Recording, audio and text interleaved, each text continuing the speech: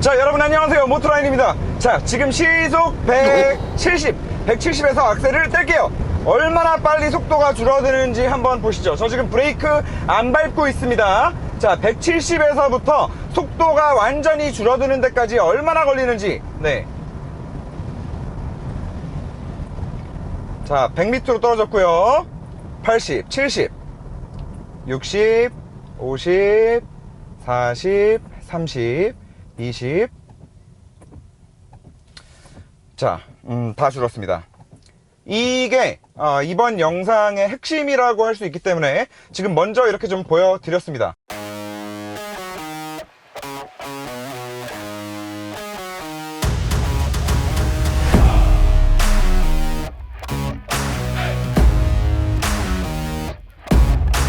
자, 많은 분들이 잘 알고 계시지만 전기차나 하이브리드 차량에는 회생제동 시스템이 들어가 있습니다. 이 회생제동 시스템이 들어가 있음으로 인해서 브레이크를 밟게 되면 그냥 여러분들이 원래 알고 계시던 저 브레이크 패드가 로터를 잡아서 마찰력으로 차량을 멈추게 되는 그 힘뿐만 아니라 모터가 함께 제동력을 만들어주면서 차가 멈추게 됩니다. 둘이 같이 하는 거예요. 그리고 그 모터의 힘을 가지고 브레이크를 잡는 그거를 회생제동이라고 하고, 거기에 회생이라는 말이 왜 들어가 있겠어요? 그렇죠. 그 회생을 할 때 발생되는 전기 에너지를 배터리에 순간순간 계속 채워 넣는단 말이죠. 그래서 회생이에요. 그리고 그 회생제동은 꼭 브레이크 페달을 밟았을 때 뿐만이 아니라 악셀을 뗀 모든 순간에 계속해서 작용하게 됩니다. 그리고 대부분의 많은 차량들은 악셀을 떼기만 해도 작동하는 이 회생제동의 양을 운전자가 자기가 원하는 대로 세팅해가지고 탈 수 있게 만들어 놓습니다. 그 회생제동의 양을 굉장히 낮게 세팅을 해놨을 경우에, 혹은 아예 꺼버렸을 경우에 타력주행을 할 때 차에 아무런 부하도 걸리지 않고 그냥 부드럽게 그냥 내가 이 탄력을 받아서 가고 있던 이 힘으로 차가 그냥 출렁출렁출렁 하면서 밀고 나가게 됩니다. 그리고 반대로 회생제동량을 강하게 해놓는다 라고 하면은 마치 악셀을 뗀 것 뿐인데 브레이크를 밟고 있는 것 같은 그런 비슷한 효과를 만들어내죠. 자, 여기까지는 그냥 혹시나 회생제동 시스템에 대해서 전혀 모르시는 분들을 위해 그냥 쉽게 한번 설명을 드렸는데, 모델 Y 리뷰를 시작하면서 이 얘기를 왜 처음부터 강조해서 드렸냐. 이 모델 Y는 운전자가 회생제동량을 컨트롤할 수 있는 이 버튼 자체가 아예 삭제됐습니다.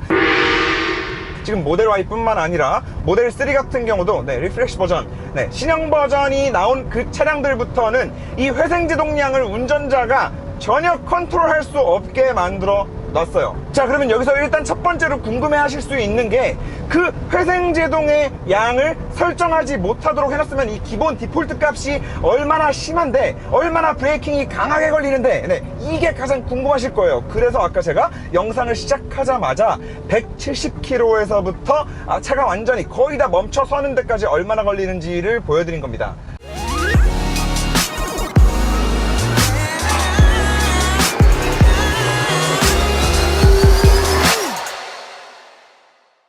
자, 지금 한 번 더 보여드리겠습니다. 자, 100km에서 악셀 오프.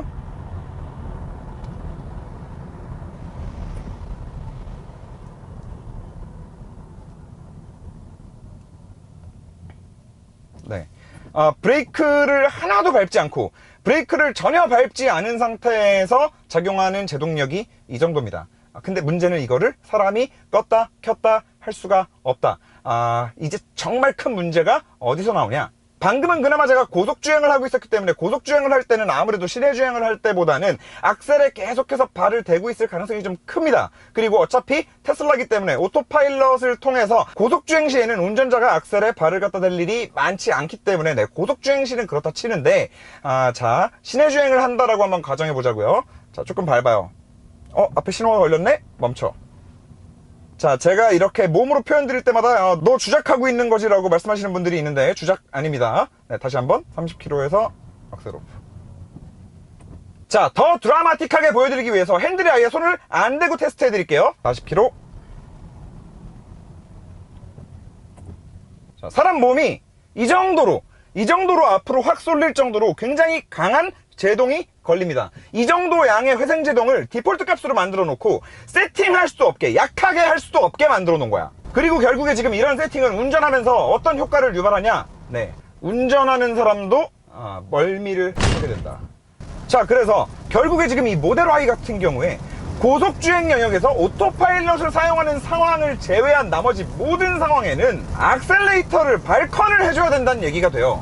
심지어 지금 한 이렇게 120 정도에서 악셀 오프를 해도 사람 몸이 이렇게 앞으로 기울어집니다. 이 정도로 강력한 제동력이 걸려요. 그리고 지금 여기서 나오는 이 모든 제동력은 100% 전기 모터만 가지고 만들어내는 회생제동 에너지로만 만들어지는 제동력이다. 다시 말해서 오토파일럿을 사용하는 상황을 제외하고 나면은 계속 악셀레이터를 발컨해가지고 타라는 건데, 어떻게 발컨을 해야 돼? 자, 100km로 가고 있어. 내가 속도를 줄이고 싶어. 50까지. 그러면 악셀에서 그냥 발을 탁 떼고 차가 자연스럽게 속도가 줄어드는 거를 기다리는 게 아니라 악셀레이터 밟는 양을 미세하게 조절을 해서 아주 부드럽게 악셀레이터를 띄워줘야 된다는 거죠. 그리고 이 회생제동 양이 아이오닉 5나 코나 EV를 기준으로 말씀을 드릴게요. 아이오닉 5나 코나 EV 같은 경우에 본인이 차량에서 이 회생제동 양을 3단계로 결정을 하게 됩니다. 완전히 오프하는 것도 가능하기 때문에 오프하는 것까지 포함하게 되면 총 4단계라고 할 수 있는데, 그 아이오닉 5나 코나 EV의 3단계, 그러니까 회생제동량이 가장 강한, 제동력이 가장 강한 그 3단계 그 이상이 지금 이 디폴트 값이에요. 그러니까 굳이 따지면 4단계, 아이오닉 5의 4단계가 만약에 있다면 이 정도 느낌이 아닐까. 혹은 한 4.5? 5단계라고 해도 될 정도로 너무 강한 제동력이 그냥 무조건 상시로 걸리니까, 이거는 내가 속도를 줄여야겠다라고 했을 때 악셀을 띄고 브레이크 밟을 타이밍을 기다리는 게 아니라 악셀을 천천히 떼야 된다라고 생각을 해야 되는 거죠. 그래서 제가 이거를 지금 일주일 정도 계속 타고 다니면서 이 원페달 드라이빙이 과연 익숙해질 수 있는 것인가, 이거에 대해서 많은 연습을 하고 많은 생각을 해보고 그리고 주변 분들께도 많이 여쭤봤는데, 일단 저 같은 경우에는 제가 혼자 운전을 하면서 멀미를 하지 않을 수 있는 정도의 수준, 네, 그 정도 수준까지는 적응이 됐어요. 그 정도 수준까지는. 그런데 문제는 적응이 아무리 되고 나도 이렇게 강한 회생제동을 계속 걸고 다녀야 된다는 거는, 이거는 적응을 하고 말고의 문제가 아니라 무조건 운전자가 운전을 하면서 불편함을 느낄 수밖에 없는, 그냥 일반적인 도로에서 타력주행을 할 때 악셀 한 번씩만 이렇게 툭툭툭툭 몇 번씩만 따다다닥 치고 가면은 충분히 갈 수 있는 도로를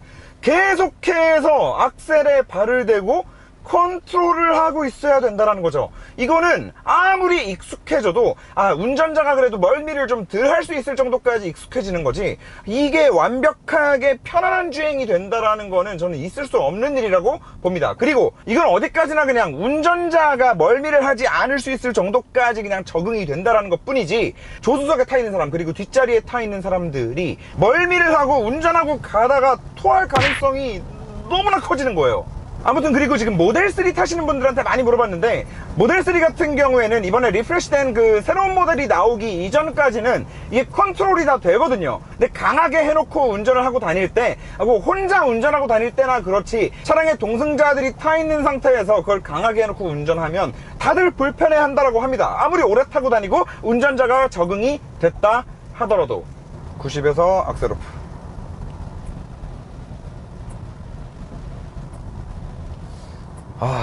이씨.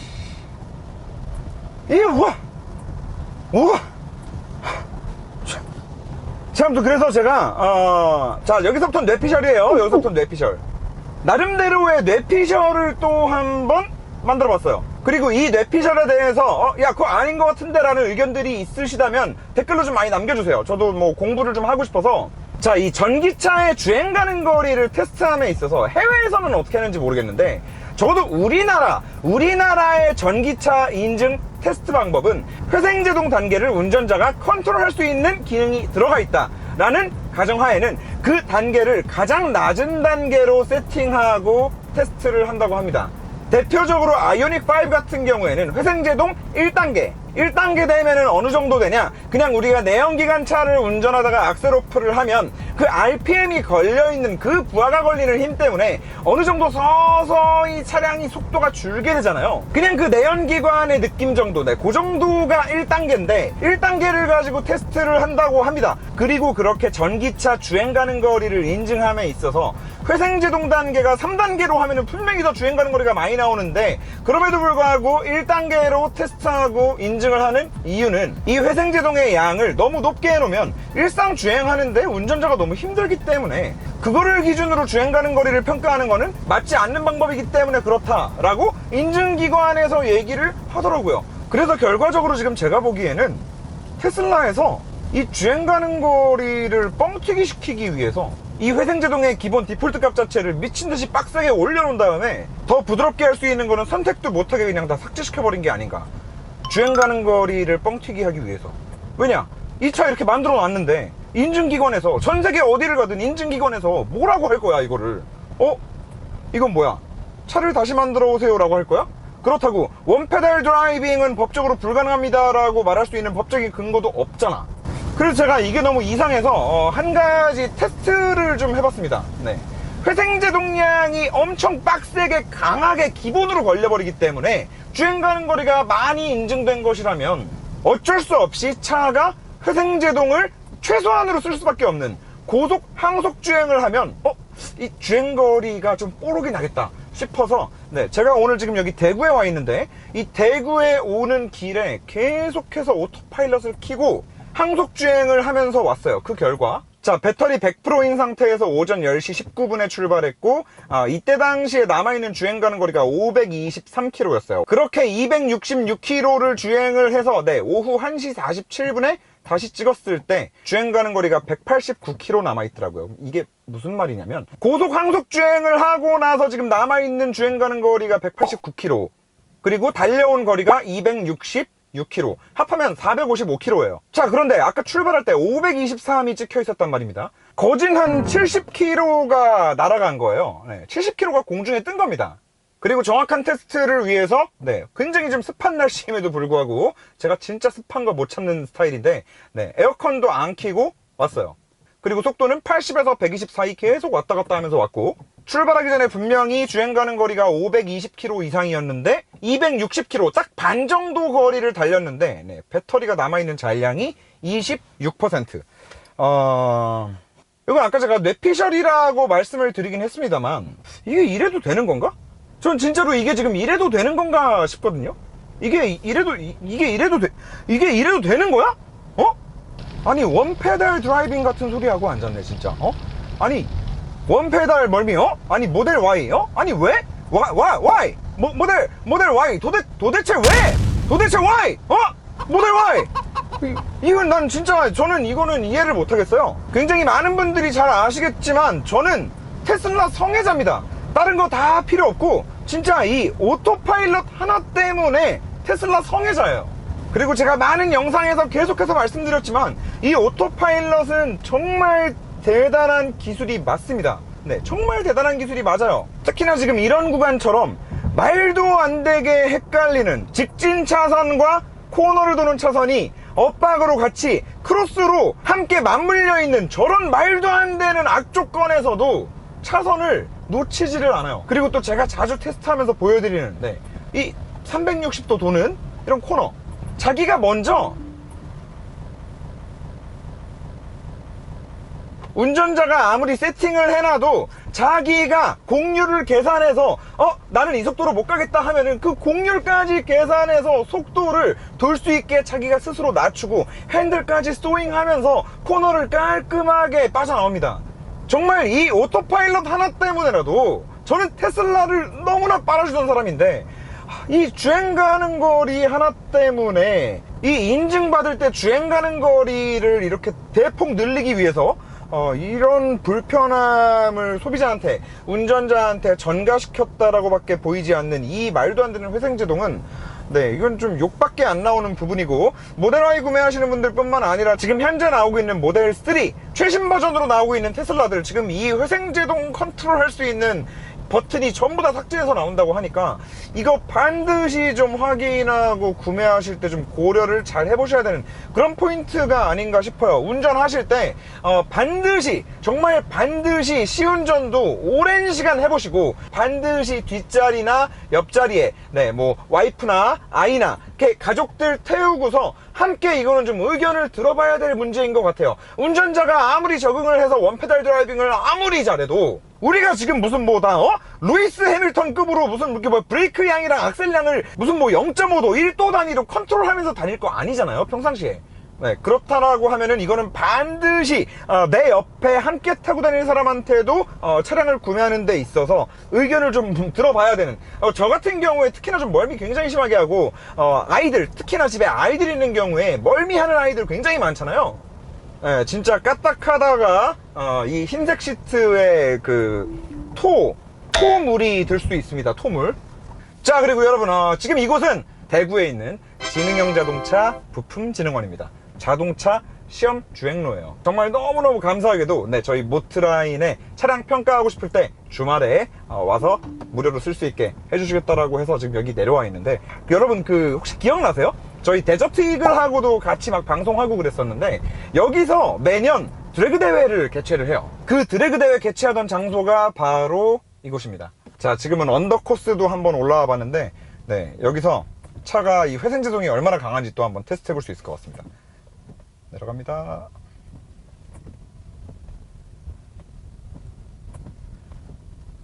이거 거의 스키장으로 따지면 상급 코스 정도의 가파르기인데, 여기서도 내려오는데 지금 차량이 속도가 안 붙어요. 그리고 지금 바로 이곳이 국내에서 두 번째로 큰 자동차 주행 시험장이고, 그 자동차 제조사 메이커들은 자기들 본인들만의 프로빙 그라운드를 가지고 운영을 하지만 그 아래 정말 수없이 많은 자동차 부품 회사들이 또 있잖아요. 그리고 또 그 자동차 부품이라는 거 안에는 타이어도 포함이 되는데, 대표적으로는 넥센 타이어도 이 시험장에서 테스트를 함께 진행한다고 합니다. 그리고 오늘 주행하면서도 많이 보셨겠지만, 코너 돌 때 이렇게 뱅크 각이 이렇게 서 있죠. 각이 서 있어서 많이들 보셨죠. 나스카 경기할 때 보면 코너를 조금 더 빠른 속도로 그대로 속도를 유지한 채로 돌기 위해서 코너의 각도를 만들어 놓잖아요. 그렇게 고속주행 테스트도 할 수 있고, 지금 이제 보여드릴 거는 차주분께 양해를 좀 구하고 보여드리는 시험 코스인데, 이 1.5km 되는 구간을 여기서 2000km를 주행하면 20만 킬로를 탄 차의 상태를 만들 수 있다고 합니다. 그래서 제가 브랜드를 얘기할 수는 없지만, 어떤 차량 같은 경우에는 여기서 테스트를 하다가 보닛이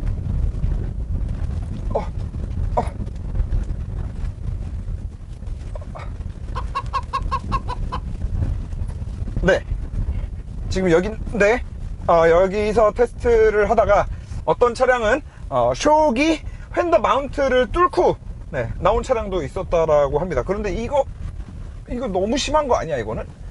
여기서 차를 어떻게, 아무튼 이 길을 2000km 운전하면은 20만 킬로를 탄 차의 상태를 만들 수 있다고 합니다. 와, 이건 테스트하는 사람도 너무 힘들겠다. 그리고 이런 주행로도 있는데, 아래서 미친듯이 뿌지직거리는 소리가 나네. 자, 아무튼 이런 테스트장이에요. 산업부나 중기청 같은 데서 이 연구한 분들, 이게 연구하시기 위해서 알아보시면은 여기 지금 사용 수수료를 또 경감해주는 그런 제도도 있다고 합니다. 각 부품 회사의 연구원분들, 이런 데 있다라는 거 꼭 알고 계시다가 한 번씩 좀 이용해 주시기 바랍니다. 충격 내구 시험이나 샤시 다이나 이런 것들도 다 가능하다고 합니다. 제가 모델 3를 리뷰하면서 트랙션이 굉장히 좋다, 굉장히 새로운 느낌, 뭔가 미끄러진다라고 했을 때 일반 내연기관 자동차들은 브레이킹을 걸어가지고 잡아주는 느낌이었다라고 하면은, 얘는 모터 힘으로 잡는데 그 느낌이 으악! 이러면서 잡는다 라고 제가 많이 말씀을 드렸었는데, 으악! 모델 Y도 마찬가지입니다. 주행 중에 스티어링에 타격이 좀 들어가 있는 상태에서 갑자기 과한 악셀링이 들어간다 라고 했을 때 이 녀석도 지금 마찬가지예요. 일반 내연기관 차량들처럼 차가 날아가는 거를 브레이킹으로 컨트롤하는 느낌이 아니라 모터로 컨트롤하는 느낌이 굉장히 강하게 나는데, 사실 이게 썩 부드러운 느낌은 아니에요. 좋은 느낌도 아니에요. 다만 어쨌든 차가 자세를 잃으려고 할 때 그게 과격했든 부드러웠든 어찌됐건 간에 일단 좀 굉장히 빠르게 자세 제어를 해준다라는 거. 물론 이게 완전 고속 영역에 올라가서 진짜 극한의 영역에서 100km 이상의 속도에서 제가 자세를 잃도록 만들어 본 적은 없기 때문에 그거에 대해서까지 제가 말씀드릴 수는 없지만, 적어도 저속에서 이 넘치는 모터의 출력 때문에 차가 자세를 잃을 때 적어도 그때만큼은 굉장히 좀 빠른 자세 제어가 깔끔하게 들어온다는 거. 그리고 승차감 같은 경우에 이제 고속 영역으로 올라왔을 때도 마찬가지고, 방지턱을 넘을 때나 이제 요철을 만날 때도 마찬가지고, 생각했던 그 이상으로 모델 3랑 똑같아요. 네, 다시 말해서 상당히 하드한 승차감을 가지고 있고, 그렇지만 그 하드한 승차감이 운전자한테 너무나 큰 불쾌함을 줄 정도까지는 아니다. 그리고 그렇게 하드하게 맞춰져 있는 승차감 덕분에 이 모델 Y가 되면서 차가 어쨌든 더 무거워지고, 그리고 전고도 더 높아졌잖아요. 그럼에도 불구하고 어지간한 코너에서 아무리 급차선 변경을 해도, 정말 어지간한 속도에서 아무리 빠르게 치고 좀 들어가고 해도 이 무거운 배터리가 바닥에 쫙 깔려있는 것 때문에 느껴지는 그 이상한 이질감이 있거든요. 위아래가 이렇게 비틀리면서 따로 노는 것 같은 그런 느낌은 모델 3 때와 마찬가지로 들지 않습니다. 그래서 뭐 승차감 같은 경우에는 기존의 모델 3의 승차감이 나 너무 하드해서 테슬라는 못하겠더라 라고 하셨던 분들은 이 모델 Y도 마찬가지로 못하십니다. 그리고 잔요철을 지나갈 때 들리는 잡소리 같은 것들도 모델 3랑 크게 다를 바가 없어요. 물론 이번에 모델 Y에 오면서 이 밖에 단차들이 진짜 정말 깜짝 놀랄 정도로, 진짜 정말 너무 충격적이어서 발칵 뒤집어질 정도로 단차가 너무나 좋아지기는 했지만, 이 실내에서 들리는 잡소리는 그놈이 그놈이다. 그리고 모델 3와 굳이 하나 차이점을 꼽으라면 방지턱인데, 모델 3보다 방지턱, 좀 저런 방금같이 큰 방지턱 지나갈 때 충격 흡수를 제대로 못하는 그 부분에 있어서는 모델 3보다도 조금 떨어지는 것 같아요, 모델 Y가. 글쎄요, 아마 서스펜션에 큰 차이점을 두지 않은 상태에서 무게가 늘어났기 때문이 아닐까라고 뭐 조심스럽게 이거는 그냥 추정만 해보는 건데, 한쪽만 치고 넘었을 때도 마찬가지고, 굳이 표현하자면 모델 3보다 이 스테빌라이저의 두께가 더 두꺼워진 느낌? 뭐 그런 느낌이 듭니다. 그리고 마지막으로 뒷자리. 원래 뒷자리 같은 거 잘 말씀 안 드리는데 이 차는 말씀드려야 될 것 같아요. 이 뒷자리 같은 경우에는 등받이 각도 조절은 2단계로 되는데, 이 2단계로 사용할 수 있는 두 가지의 각도가 전부 다 둘 다 괜찮습니다. 살짝 누워있는 각도도 지금 딱 적당하고요. 그리고 좀 바짝 서 있고 싶을 때 이때의 각도도 너무 오바스럽게 진짜 뭐 벌 받는 느낌이다까지는 아니고, 그냥 편하게 허리를 좀 이렇게 곧세우고 갈 수 있는 그런 자세를 만들어 준다. 그리고 이거는 모델 3 때에도 말씀드렸던 부분이긴 한데, 모델 S에 비해서 굉장히 좋았던 것 중 하나가 이 허벅지를 서포트 해줄 수 있는 이 시트 끝단의 높이가 바닥에서부터 좀 많이 올라왔다, 이제 모델 S에 비해서. 그래서 모델 3 같은 경우도 굉장히 좀 긍정적으로 말씀을 드렸었는데, 모델 Y도 마찬가지입니다. 다만 너무 한 가지 아쉬운 점이 있다면, 그래도 모델 3보다는 차가 좀 커졌잖아요. 조금 더 커지고 헤드룸도 좀 더 확보할 수 있게 됐잖아요. 그리고 레그룸도 아무래도 조금 더 확보가 될 거란 말입니다. 그랬으면은 이 시트의 길이 자체를 조금 더 빼줬어야 되는 거 아닌가. 지금 저 같은 애가 앉아도 짧게 느끼거든요. 이거 조금이라도 긴 분들이 타시면은 다리가 좀 불편하실 겁니다. 좀 뭐 뒷자리는 그렇습니다. 글라스 루프가 참 좋네요. 그리고 트렁크 넓어요.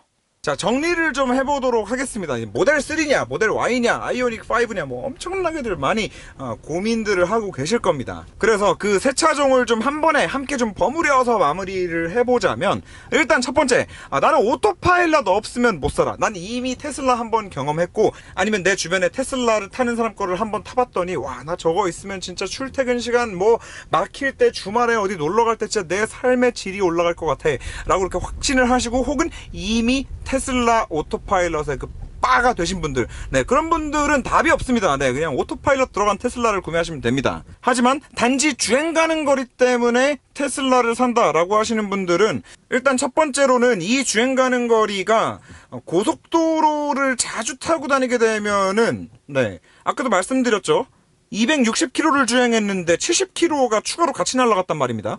그래서 그 부분을 반드시 좀, 이 고속주행을 많이 하시는 분들은 판단해보시고 구매하실 필요가 있겠다 라는 말씀을 좀 드리는 거고, 두 번째로는 계속 말씀드렸던, 오늘 가장 중요하게 말씀드렸던 이 회생제동이 굉장히 강하게 걸리는 회생제동이 디폴트 값으로 그냥 들어가 있고, 어떻게 뭐 컨트롤도 안 되기 때문에 나는 그거 악셀 원페달로 어떻게 운전하고 다닐 자신이 없어 라고 하시는 분들께서는 이 부분 좀 잘 고려해 보셔야 될 것 같습니다. 그리고 뒷자리 공간은 네, 확실히 넓어졌습니다. 확실히 넓어졌지만 시트가 마냥 편하지만은 않다라는 거. 그리고 승차감은 모델 3랑 똑같은데 방지턱 같은 곳에서는 조금 더 안 좋아졌다. 네, 승차감에 뭐 크게 투자하지는 않는 것 같다. 대신에 고속주행 안정성이나 쏘고 다닐 때는 이렇게 막 쏘고 다닐 때는 아이오닉 5보다 확실히 더 스포츠성에 있어서 당연히 훨씬 더 좋다. 그리고 이렇게 저속으로 다닐 때 방지턱 뛰어넘고 그럴 때는 진짜 좀 많이 하다하기는 하지만 그냥 적당히 고속주행을 하고 다니면서는 제 기준에서는 사실 이게 이렇게 크게 많이 거슬릴 정도로 하드한 승차감은 아니라고 저는 생각을 하기 때문에 뭐 한 가지 예를 들어서 BMW 같은 경우에 뭐 최근에 뭐 G바디 와서야 진짜 그렇게 BMW가 소프트해진 거지 예전에 E바디 때 생각하면은 그거 진짜 굉장히 하드했습니다. 네, 다 좋다고 잘 타고 다녔어요. 그리고 지금도 타보면 좋아요. 네, 그냥 뭐 그 정도의 하드함이라는 생각이 들어서 뭐 이렇게 저속에서 이렇게 막 탕탕탕탕 튀고 잡소리 올라오고 이런 승차감만 괜찮다라고 하시는 분들은 고속주행을 할 때 그냥 차가 달리고 있을 때의 승차감은 괜찮기 때문에 모델 3든 Y든 승차감 안 좋다라는 말에 너무 그렇게 신경 쓰지 않으셔도 될 것 같다 라는 뭐 요 정도까지 말씀을 드리면서 오늘 네, 대구에서 윤성로였습니다. 너무 갑자기 끝나나? 사랑합니다.